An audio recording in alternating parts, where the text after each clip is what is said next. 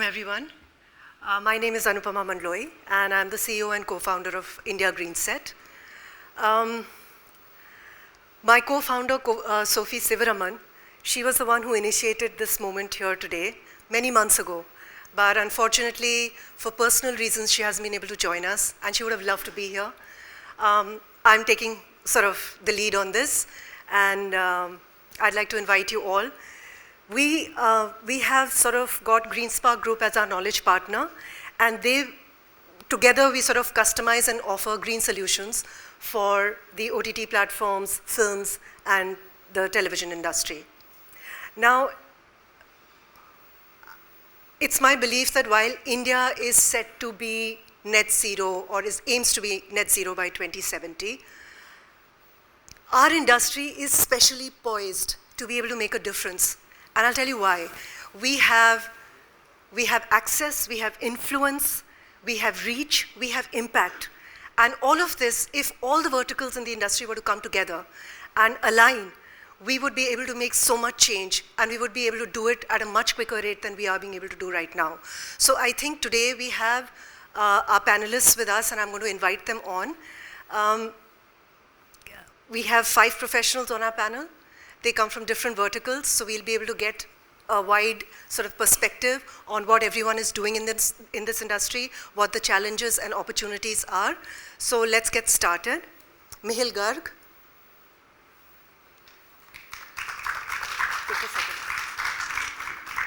He's the lead sustainability at Sony Pictures Network, an ESG professional. He specializes in devising strategies around decarbonization, circular economy, global environment standards and regulations. In his current role as lead sustainability, he drives Sony Pictures Network's India's effort to reduce the environmental impact of its productions. Mihil, before I go into the next introduction, if I were to ask you, what is that one word that comes to your mind when you think about sustainability, what is it? Absolutely vital. Okay, good to know. Next is Stuti Ramchandra.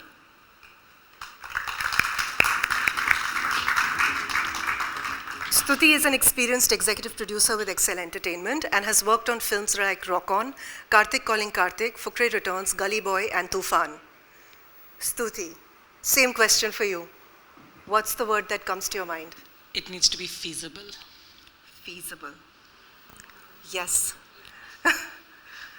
Varun Ambani.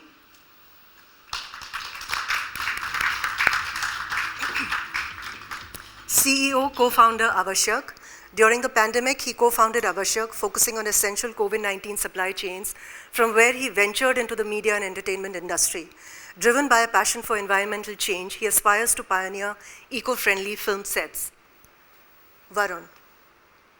I'm going to stick with Avashyak, which is my company's name, which also translates to required or essential. Okay, so same as Mihil. Okay. Kevin Lee.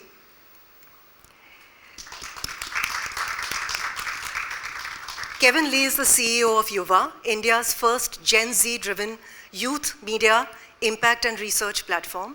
He has built and led campaigns with some of India's largest for-profit and non-profit organizations alike on issues pertaining to young people. Kevin, what's the word that comes to your mind? I'll preface this by saying that, again, it's something that needs to be done, which is not already, which is, it needs to be made cool. Cool, okay, absolutely. Next, Pragya Kapoor. Producer and environmentalist, not only heads a successful production house, Guy in the Sky Pictures, but is also one of the foremost names in the area of Indian climate conservation from the film fraternity. Her production, Chandigarh Kare Ashiki, is the first zero-waste film in the industry. This eco-warrior brings her idea of sustainable living to the mainstream through her association with the Ek Saath Foundation, a non-profit organization. Pragya, same question to you. What's the word that comes to your mind when you think of sustainability? I think something that we all can do would be to be more mindful. So I think that's something I would like to add to it. Okay, thank you. So let's get started. We'll just jump right into it. Mihil first. So Sony has been steadily implementing sustainable practices. I think you've been doing this for 2 years now. From the time that you started to now, what would you say the journey has been like for you? And how has the landscape changed? Sure. When we started a couple of years back, in fact, when I joined Sony and I was given this responsibility of leading sustainability as a function, the biggest challenge in front of me was to define what sustainability would mean for a media and entertainment company. We understood that this is a very different world from the world that at least I was coming from. I came from a manufacturing background which has fixed factories, fixed sites, fixed processes, fixed people. And it was very easy, I would say easy, but yeah, it was fairly simple in a way to set the processes, set the goals and ambitions, and have partners in place to implement. The biggest challenge that we had a couple of years back is to work with people who do not directly work for us. It's the power of influence that we were trying to use. We do not own the studios, we do not own the production houses as a broadcaster.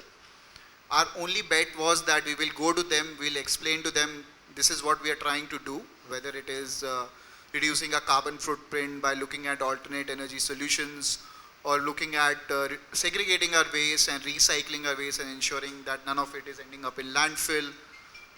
Big thrust areas were looking at eliminating single-use plastic bottles. So traditionally, our film production or TV production has been focusing on, not focusing on, but yeah, that's the need that they would require single-use plastic bottles or one-time use batteries.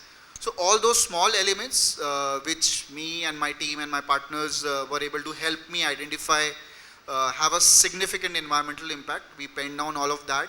We had a clear strategy, a clear phasing out plan for that. And today, after 2 years, as we go on our Sony sets, I wouldn't say 100%, but more than 80%, 85%, we've been able to eliminate single-use plastics, one-time use batteries. All of our wastes are getting segregated on set, and it's been recycled 100% of the waste that we are collecting. So it's been a journey. When we started, we focused on these environmental aspects. We moved and we realized that one of the other critical aspects of ESG and sustainability is the health and safety. Traditionally, this industry has never focused on that. Unfortunately, the kind of studios we work were never designed to work like studios. So there's no concept of having a right infrastructure or having a healthy infrastructure to ensure that there are no accidents and injuries. So that was our another focus area where the team came up with a lot of guidelines and protocols and procedures for whether it is working at height or electrical safety or fire safety. So that's been our focus area now. So that's what we are trying to drive now. Okay, that's actually been quite a journey. So moving on to Stuti, can you share an example of innovation from Excel's portfolio of where you have tried to create a green production, or like what are the efforts you've been able to initiate?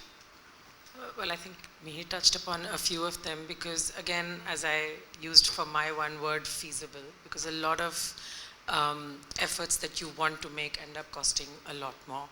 And it's a simple math at the end of the day. We need to have more money to be more eco-friendly. But as a company and as an organization, I mean, of course, in our offices, there's single-use plastic is out, bamboo tissues are in, trying to have rules on even just the way we keep buildings air conditioned all the time and trying to change that. I mean, all of those things are in, especially since we have a new office. But on set, it becomes a lot harder, I think. And the ones that we do try to do and have done consistently till COVID came and derailed us a bit because we had gotten so far with eliminating single-use plastic. And then COVID comes in, PPE kit comes in, masks come in, water bottles are back.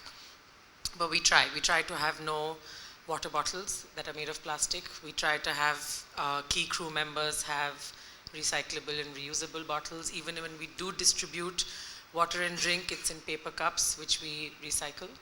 And we try to work with our vendors, which is the next challenge, and I'm sure we'll touch upon it later in the chat, but for them to not have single-use plastic and for food to not be wasted and for things to not be thrown away, for them to be segregated, recycled, you know.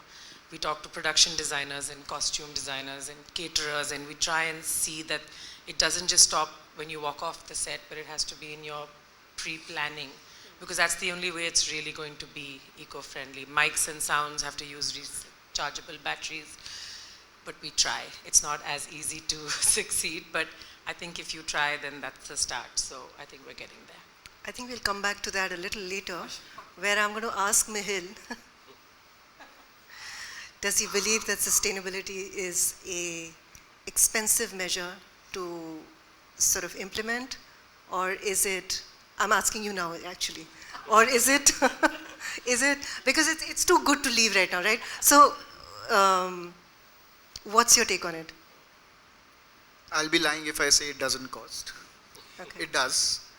But what we really need to think that we've been in this business for a very, very long time.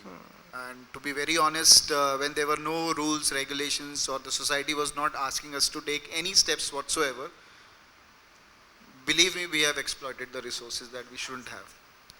So as a corporate, definitely as a part of my social responsibility, environmental responsibility, I am willing to bear that because it starts with that first. Great. Good So, to know yeah. that. Thank you. Maybe more like you. Varun, so Avashyak is your company. Can you tell us a little about it, and also tell us a little about how networks and studios have responded to the services that you offer? Sure. So my co-founders and I, we built Avashyak in the early months of 2020, just before the onset of the COVID-19 pandemic. Our initial focus was to build value for certain supply chains, such as pharma and healthcare supply chains, and build efficiencies. And that's when we were sort of exposed to the M&E sector, because platforms wanted to shoot amidst the lockdown. So we were sort of bridging the gap by taking the labs to the sets and doing the home collections. And that's when we were first exposed to this industry.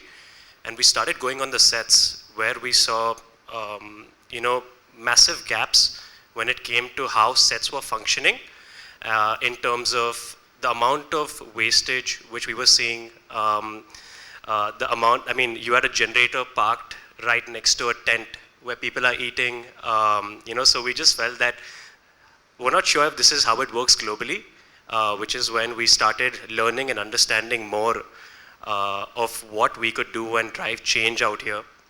And that's when we sort of came up with this vertical of sustainability, which ties in very closely with health and safety, as Mihil mentioned as well. And it was this gap which primarily when you touch, feel and see, when you work in an environment and you realize that this really needs improvement. And that was one of the driving forces for us to build this vertical as part of our company, and it's an integral one.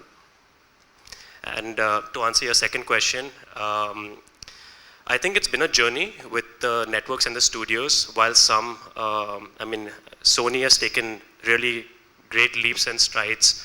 Other platforms are moving, at their own pace, and we work with pretty much all of them. Some of them whose visions we implement as IPs. Some of them who sort of, where we are accountable for, and we build out the standard operating procedures, and we lead that, from 0 to 100. So I think so far everyone's talking about it, but I'd say when it comes to actioning, there are few who are taking those difficult steps by allocating a specific line item on their budgets, wherein a PSC or a PH has to implement sustainability or HSE protocols.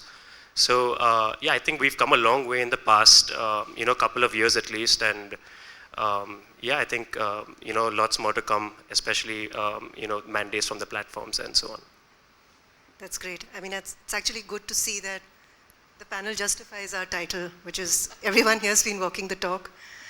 Kevin, coming to you. So we all know that the youth is one of the most important segments, especially in India. 50% of the youth is below 35. So in your experience, what are some of the practical ways to empower the youth and to take action for sustainability and environmental justice? And have you planned any specific initiatives and programs to be able to do so? No, thank you for that. I think we at Yuva are constantly trying to make important things interesting for young people. because we identified that there are a lot of social issues that are really important. There are lots of organizations, both in the private sector and in the non-profit space, who are working towards these goals. But I feel like change has to start by making young people interested in the topic, right? Like you said, it's a very sizable part of the audience and the demographic of our country. And going back to your first question during the introductions, the reason why I said that it needs to be made cool, climate change, sustainability, these conversations is because if you compare it to something like mental health, which is so normalized now, so many young people talk about mental health and they start demanding accountability in the places where they're working, right?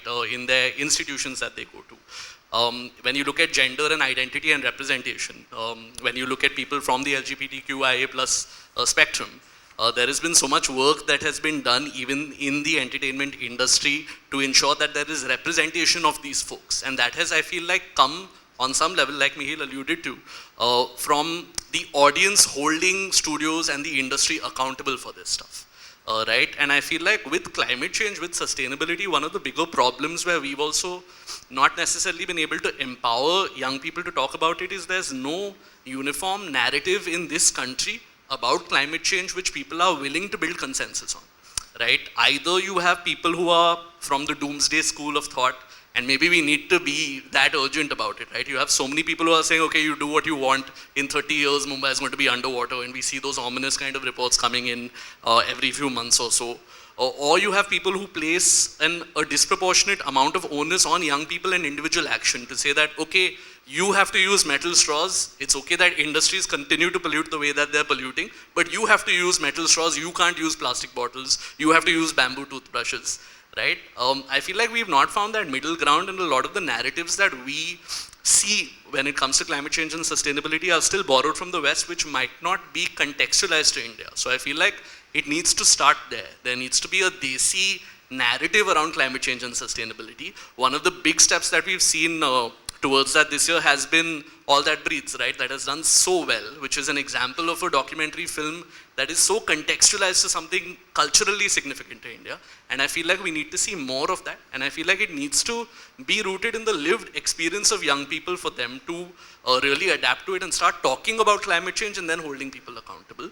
The second thing I'll say, which is kind of an addition to that point, is that earlier, maybe 10 years ago, 15 years ago, when you're talking about millennials like myself, like a lot of people on the panel, I'm assuming, we had a distinct difference between our online lives and our offline lives, right?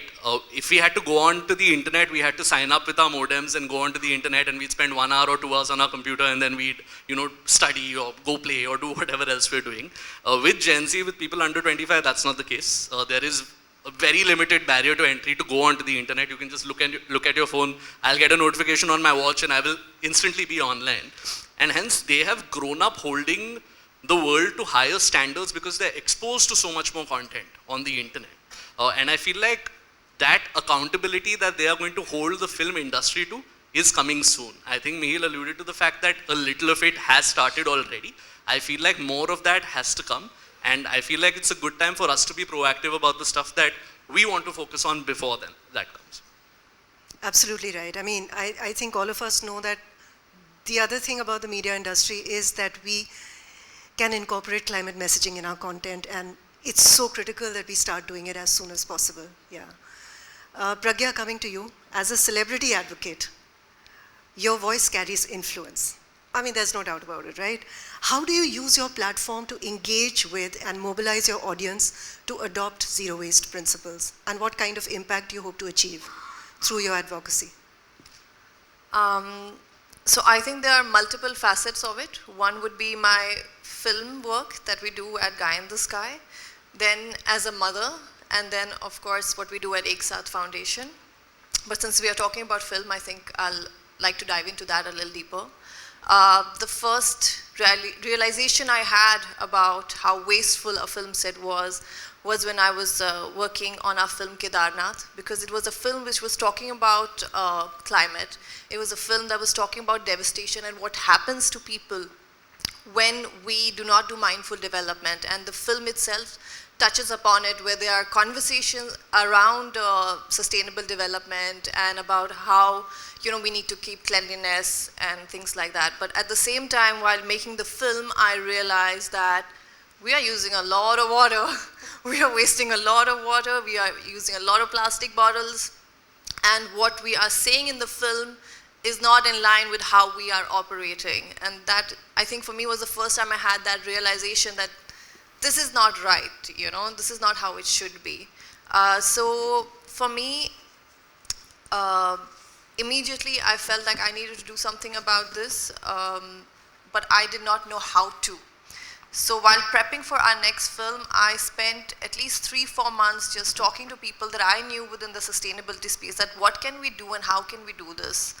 I called upon some friends who have been working at events earlier, but those used to be like a 1-day or 2-day events that used to be sustainable, where you used to manage the waste and all. So when we shot for Chandigarh Karyashiki, I called a bunch of friends and I said, you guys gotta help me with this, because this is not gonna happen if you guys don't come in. And like we mentioned earlier, yes, there is a cost to this, but I feel somewhere it's kind of being penny wise, pound foolish.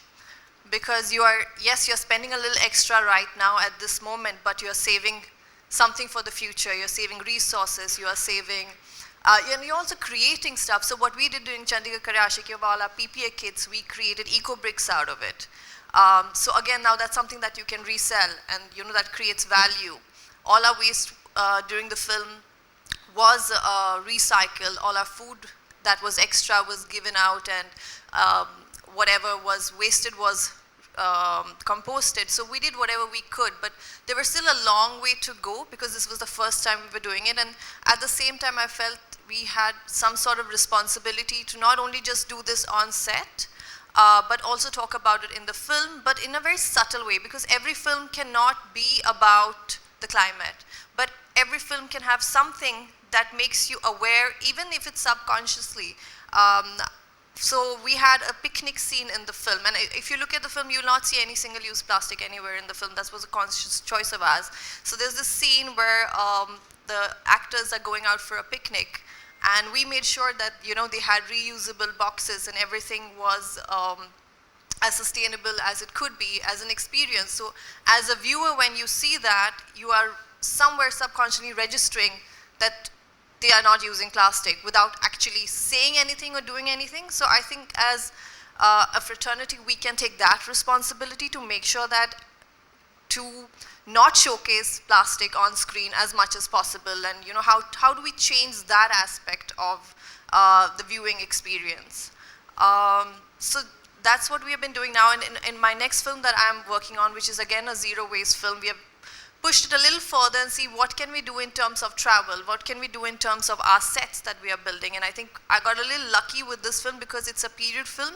So all our sets are made at the village. So everything is organic, everything is natural, because we are making huts, right? And all of that material that we used, we reused for the next village and reused for the next village. So everything was just literally traveling with us from one place to the other. And at the end of it, I did save money on that. In fact, my production cost for my sets came down at least by some 20%, because we just kept reusing it. So again, I spent somewhere on a headline item saying that, okay, we are spending this much for sustainability, but I saved more than that in a different head. So there's a way of, fixing that. And another thing that we added this time in our film is that every contract that we had, we added a clause which says that you're gonna do your level best to be as conscious and as, I don't remember the exact language, but basically that you're going to be as eco-friendly and as sustainable as you can while working on this film. And initially people were like, okay, I don't even know what this means. Like, what is this clause? What am I agreeing to? And you have to just calm down. Like, it's just about you doing your best and being aware and mindful, like I mentioned earlier, that it's just about doing whatever little you can, so it happened in every, like even our costumes, again, because it's period, everything is cotton, everything is natural fabric, so we could do all of that. Might not be possible in a different film, but I think if you look at it from each film, whatever each department can do, there'll always be something that, you know, we can move ahead on. So yeah. Very true. And I think all of the things that you've suggested is something we can do easily. Yes. You know, and this thing about the contracts is again something which will happen, I think, on a larger level, because networks are already, I think, started implementing sustainability clauses, and then soon the vendors will be selected on the basis of how sustainable they are. So I mean, it's going to happen. Let's see when. So now moving back to Mihil. What would you say are some of the common misconceptions when it comes to implementing sustainability in film and TV productions, and how can they be addressed? And to add to that, what do you think change can happen only if the networks and platforms initiate it? I'll just take what Pragya started and add a little bit of scientific context to what we are trying to achieve here. So everyone knows about climate change and everyone is, you know, in that race of committing to net zero by 2050, 2070. What we as a common public need to understand is, what is this number all about? We are saying that the world, if it warms up to 1.5 degrees over the pre-industrial level, there are going to be irreversible damages and it will be devastated. Where are we standing today? We are already 1.1 degrees higher than the pre-industrial level. So that's the delta that we are remaining with. And the science says that if we were to decarbonize and adopt all sorts of clean tech, we will be just about in time to beat that 1.5 degree rise by 2050. May not even be the case even then. Then what's our role in it? To be very honest, the biggest lever that the world has is the transformative behavioral change that you need to drive through common public. That's the biggest contributing factor for the world to achieve its net zero targets. And that is where I feel the media has the largest role to play.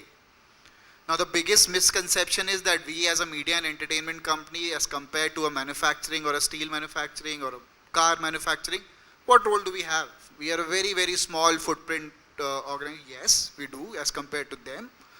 But if you look at what we can achieve in terms of driving that cultural and behavioral change in the viewers that we have 700 million viewers for Sony standalone. And to be very honest, if we are able to influence even 1% of that audience with some of the efforts that Pragya was mentioning of not showing single-use plastics on screen or showing waste segregation or showing carpooling, imagine if that's adopted by 1% of my viewership, the kind of impact and the contribution that I will make to India's target of climate change is going to be phenomenal.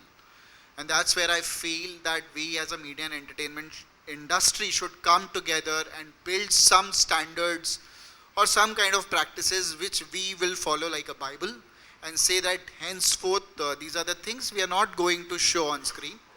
Of course, not impacting the creative liberty, but yeah, that's going to be the game changer, I feel. I completely agree with you. I feel that's the most powerful tool we have. Stuti, now as a producer, you're used to firefighting, making the impossible possible, right? That's what they say of all producers.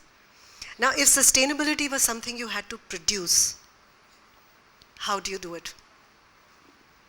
You know, that's a tough one, because I'm going to equate it with the fact that why do we stop at a traffic light, and why do we stick to our speed limit, and why do we not drink and drive? It's because there's a law and because the consequences are big.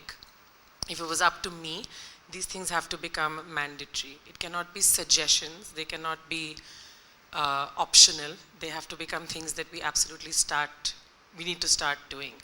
And that will need it to happen at a guild and overseeing limit. It'll frankly need to happen at a government level. Why do we have unions for some of the things that happen on film sets, and why are there such strict rules? It's because they're mandated. So take less power, take the power out of it being up to us. It has to just be something that we have to do. And if I was in charge and if it was something for me to produce, I would start making these rules very strict, very fast. And just like we've seen with no smoking, and just like we've seen with so many other things, you can do it. Just don't leave it up to people, because then, and I'm being really fair to the film fraternity when I say it's not easy, because these costs are high. I was just talking to Pragya off stage, and I mean, eating junk food is easier than eating healthy, because junk food is cheap. You know, so using plastic is cheaper than the option, but if I shouldn't be given the choice. And it'll become a line item in budgets, and it'll go all the way to the top at the studio level, because it's mandatory. So I would really like to see a little more effort in making these things compulsory. And just to add, I mean, to you, Kevin, we're in safe hands. My children have an awareness that I did not know they had, and they've had it from day one, and they are going to be the change, and they are going to be the future, because there are so many things not allowed in my house because it's bad for the environment. I don't think I think about it so much because my head is all over the place, but they do. So I think we're sorted with the next gen, but there are too many of our gen who still need to change, and therefore we're running out of time. Don't make it slow and steady and pleasant and peaceful. Make it compulsory. Yeah, you're right. I mean, it has to come from the top. But till it comes from the top, I guess all of us have our individual jobs cut out for us. Yeah, yeah. Moving on to Varun. Varun, so we know that in the industry, like Mihil also said, what are the contributors to carbon, right? There are lots of all of these. Now you have just done a tie-up with a generator company. And so if you can tell us a little bit about that, because fuel emission, I think, is one of the largest contributors to production. And we don't really have too many solutions for it. So is that something you can share with us? The reason why we have a primal focus currently on battery tech or electric generators, I mean, we have one sitting on the stage out here. We tied up with a company called Portable Electric, whom we've sort of noticed on social media, and just being on sets and looking at the conditions, and we have so much of a requirement of off-grid power, which is currently being fulfilled by conventional diesel generators, where liters and liters of diesel are being pumped in on a daily basis by the hour. So which is why this being one of the largest emitters on sets led us to sort of tackle this problem first, which is why we first partnered up with Portable Electric to start building awareness. I mean, we have 2 5Ks right now, which we've imported from Vancouver. And I think the path from here is to scale this up, because our industry, unlike others, we have very, very large power requirements. I mean, basis the kind of shoot where you would have an average of 162 kVA to 125 kVA, sometimes 2 or 3 250 kVA, depending on the size and scale. I mean, Stuti would know exactly how much of the budget goes towards these expenses as well. And so the idea out here is to gradually eliminate and build a sustainable economic model for platforms as well as production houses to opt in for this tech. While diesel generators are more efficient because they won't stop while you're filming, and that's very important to stick to the times you have scheduled for that particular day. But it's very, very essential for us to start talking about the largest emitters on our sets, which is the generators, and which has led us to partnering up with another company which is Bangalore based, which is frugally innovating, and they've already come up with a 60 kVA, which becomes a lot more exciting. So the idea is, and even I think this entire narrative is going to cash in on India's lithium-ion story, which it's going to tell over the next 3 to 5 years, wherein we have global giants who are setting up lithium-ion capabilities, and which will benefit all the clean tech players who are in the battery ecosystem and in the downstream, of lithium-ion. So, which is why we feel that it's important to start introducing clean tech, and that will make a lot of difference when it comes to reducing the overall carbon footprint on a particular production. Thank you, Varun. I think that's what we need to see, is a lot more vendors just looking for different innovations and solutions. Kevin, coming to you. Now, this is a question I think it would come to a lot of people, is that given the basic struggle for survival, inflation, there's a scarcity of jobs, do you believe the youth in the smaller towns and cities cares about climate change? It's a very pertinent question. It's something we get asked very often. Look, Yuva started 5 years ago. One of the first things we did is we went on this roadshow across about 65, 70 campuses, across 35 cities, and these include not just metros and capital cities, but smaller cities. And we spoke to over 10,000 young people. At that point, we asked if eco-anxiety, which was not really a popular term back in 2018, 2019, is this a top concern? And not a lot of people said yes, right? The people who said yes were in Delhi, were in Bombay, were in Bangalore. These were the kind of folks who was saying that. We went on a roadshow again earlier this year. And again, we just wanted to get a sense of what are the top 10 issues for young people. Number one, like you said, unemployment. Number two was mental health. And number three was climate anxiety. And this is not just in your Bombays and Delhis. This is in Jodhpur, this is in Indore, this is in Shillong, this is in Guwahati. And I think that the reason for this is earlier, and not just 5 years ago, but even if you go back, the distance between something that you do at home which is unsustainable and the consequence of that was very large. And what I mean by that is, you leave your fridge on or you leave your AC on at a certain temperature and the ice caps melt, and then you might see a nature documentary which has this polar bear, you know, really sadly trying to cling on to ice, and it doesn't happen. Now I feel like that distance has reduced because the instances we see of extreme climate, right, and not just flash floods and natural disasters, but also longer summers, hotter summers, extended monsoons, that has become so common, and maybe, you know, it doesn't seem like that to us, but for young people, it is alarming. A study that we did after COVID, because I think COVID really made all of us collectively think about our mortality, you know, in a way that I don't think it happened before, at least for the younger generation. One of the things that people are really scared of, you know, within the umbrella of eco-anxiety, and this was people who are slum dwellers in Hyderabad and Delhi. About 500 of them were asked for this survey, and about 57% said extreme climate incidents are what we are really scared of. You know, we are seeing now that the air quality in this city also, over the last few weeks, it's come in papers, etc. One part about it is you read about it on the news, but I can tell you that there are 5 people in my office, and our office is 50% Gen Z. 5 people in our office have not showed up to work because their eyes are burning, their sinuses are full. They are seeing this happen, right? And I feel like that is forcing them to care about it. In a way that hasn't happened before. I think another thing which we get, and this is a little bit more open, I'm willing to concede that, but it's something that Stuti mentioned that has just jogged my memory, because we have been called out by several of our Gen Z team members to say that it's just like millennials have screwed everything up and we are now just expected to fix everything. You know, this is the understanding with climate change also, where everybody tells you this is the planet that you're going to inherit.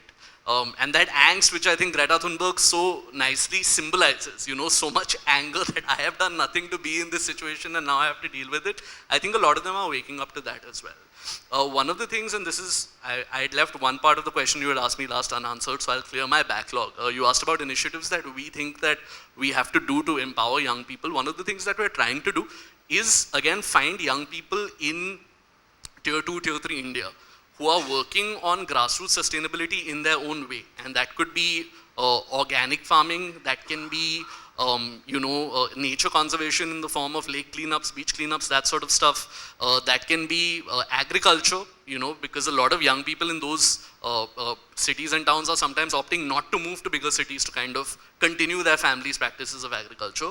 We are looking to identify about 50 of them to make a cohort of eco-influencers, right? And it goes back to the point I mentioned where I don't think that there are enough narratives that show grassroots work being done by young people in this field. So we want to empower them to become creators and popular creators who are talking about this. The same way that today we have fashion creators, we have mental health creators, we have so many types of them. You don't really have eco-creators. They're very few and far between. So we're trying to empower them to do that.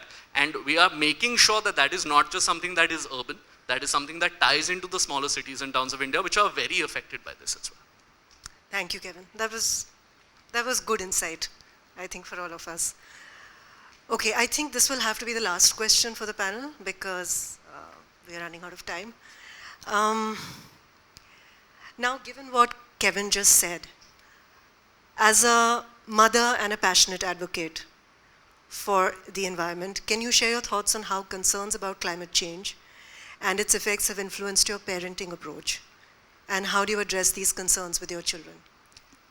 So for me, it actually started once I had my kids, because all of a sudden, you know, you brought something into this world and you want to give them the best of the best, and you see what you're actually giving them, and that's such a shocker, because I was brought up in Sweden amongst nature and outdoors. Everything was clean, and we never really thought about why it was like that. That was just how we knew everything. And then when you live in India and all of a sudden you have small kids and there's no park you can take them to, everything is dirty, you can't take them to the beach. You try to figure out what is the gap. Like, how come I had that kind of a childhood, and why is my child having all of this to deal with? So I realized something was that we were always recycling in Sweden without knowing that we were recycling. Like, we were never told that, oh, this is called recycling and this is what you have to do. It's just something everyone did. And I remember this exercise we used to do as kids. I think we were in like 2nd or 3rd grade, where we had to collect bottle caps. Now, we were never told that we are collecting these bottle caps from wherever we find them to clean up. It was just a thing that, okay, whichever class collects the most will get a prize. So we were doing it for that. But somewhere subconsciously, you're learning to pick up and not feel bad about it. And, you know, I used to remember that bag was like some 10 kilos. It used to stink. But, you know, it was just there. And we were like, oh, God, we're going to make so much money out of this thing, you know. And then you realize now, because I was exposed to that, it's somewhere in my system. So today when I work with waste management, I don't mind putting my hand into the garbage and ask, like, who threw this in the wrong dustbin? It's supposed to be here. And when someone at my level does that, then everyone else feel that, oh, it's completely fine, it's normal, there's nothing to feel bad about or ashamed about, because it's ours at the end of the day. And I also believe India has always been a sustainable country. You know, it's in our DNA to be sustainable. Plastic, or the plastic bag, was introduced maybe 30, 40, 50 years ago. So it's not very old, right? And for us, we would have a banana and we would eat it and we would throw it and it would literally disappear, right? So that's what we were used to. Now, all of a sudden, you have given us an item. You have not taught us how to dispose it. You've just given it to us saying, use it. Now, because of from the kind of background we have, we will use it and we will throw it thinking that it's going to disappear. Just that this time it doesn't. So when you have introduced something, you have to introduce the entire aspect of it. It cannot just be to give something to someone. Like for my children now, I think for kids, they've really been thrown into the far end of this, because I got into this because of them. My first son, when he had his first birthday party, I had a huge birthday party. There was some 500 balloons that I had put up, and it was a mess. Like, now I look back to it, I had a cupboard filled with birthday gifts, which I was just opening for the entire next year. Like, it was never ending. So when I had my second son, his first birthday was a beach cleanup. So I just had to, take all that crap back. So I went out to this beach for the first time, and I asked them, like, I went for a beach cleanup, like, why is it so dirty? Like, if you go to the other beach, it's not that bad. Juhu Chapati is not this bad. Why is this beach so dirty? And I was told, Pragya, it's because no important people come here. And because of that, it's not being cleaned out. No one is caring about it. So I was like, damn, I'm going to have a birthday party here, and I'm going to call everyone I know. And luckily for me, all my friends from the fraternity showed up, and it created so much noise that the government actually took it up. And that's when I understood the power we have by just acting. For my children, they have now been brought up with this. They don't get birthday gifts except for maybe 1 or 2. All their friends are told to, no birthday gifts. And now it's become a thing, so a lot of other parents are also doing the same, because it's a lot of pressure for parents. Every time, how many birthday, like 3 birthday parties a day sometimes. It's chaos. Like, how many times do you give a gift, right? So a lot of parents have started implementing that now. And even like this year, my younger one did not even have a birthday party. He had like 3, 4 friends coming over. They know balloons are bad because they don't even ask for it anymore. Earlier they would ask, okay, this one had it, can I also have it? They don't ask for it. We lived in Goa during COVID, and for the first time they're out in nature and they're actually living with nature. which is something they've never done in a city like Bombay. And you know, to the extreme point, I had to like explain to them that, guys, if you see a snake, don't pick it up. You need a snake expert, because they were so used to picking up anything and playing with the little, you know, insect and this and that. And I know my younger one will go like, look, mama, what I found. I would have got a major panic attack. So like, they were so comfortable with nature, and like my entire backyard was just filled with so much biodiversity that they were exposed to. And it just showed a very different part of what a child can be like, you know. They're not afraid of insects, they're not afraid of animals, they're not afraid of getting dirty. We would go out to this one big field where there used to be a lot of, you know, bottles thrown around, beer bottles and Pepsi, Coke, all of them, like it was all over the place. My kids would actually make a game out of it and go and pick up everything. And I was like, okay, why don't you use a stick? Don't use your hand, just use a stick and pick it up. So it became a game for them, right? So they're so exposed to this from a very early age that they would correct you, you know? And I think, like we said earlier, if we leave it to us, we are screwed. But the next generation, that's where the hope is. I can see it not only in my kids, but also in their friends. I hope I've answered your question. I don't know if I missed any part of it. You have, absolutely. I think that's sort of wind up, you know, clearly each person sitting here has the reach, the power, the access, the influence, and the impact to create change. And just imagine if everyone came together and we started collaborating, the change would be phenomenal. But I would, before that, just want to throw a question to Zena Harris here. She's our special guest, and she will follow this panel discussion with a workshop.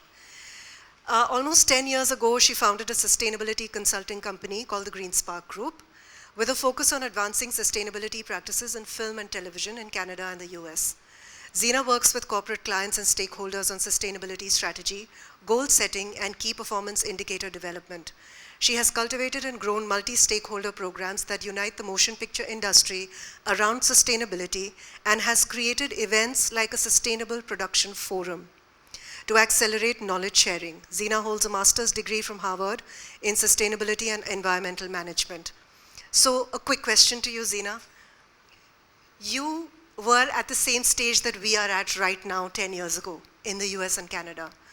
So after hearing this panel, what would you want to share in terms of where we are headed and what are the possible opportunities? And, you know, because I think you can see it from a big picture perspective, which would be nice to get an in on.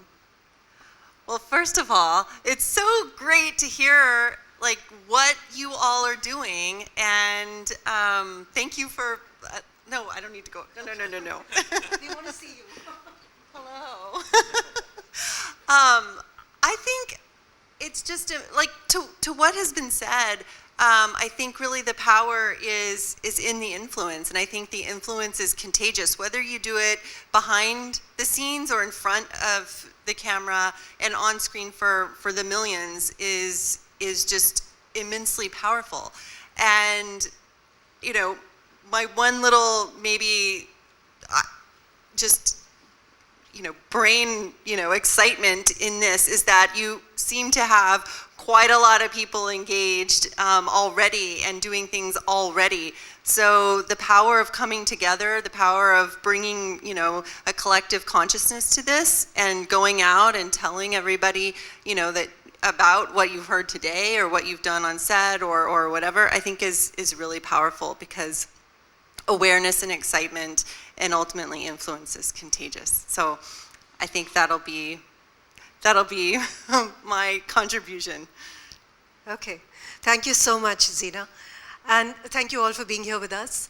We're going to take a quick tea break, and then we'll come back to Zena's workshop. Thank you. Is there any question that anyone would like to ask? Yeah? Sorry. Respectable panel, to everyone, and to each of you is sitting here in this for this talk. My name is Aditri Deepika, and I made a documentary about, like, NFDC have funded it, and it's about an environmentalist of Uttarakhand, Dr. Anil Prakash Joshi. So he's working since 40 years more than 40 years. And he started with a very humble background. Now he's like Padma Shri and Padma Bhushan.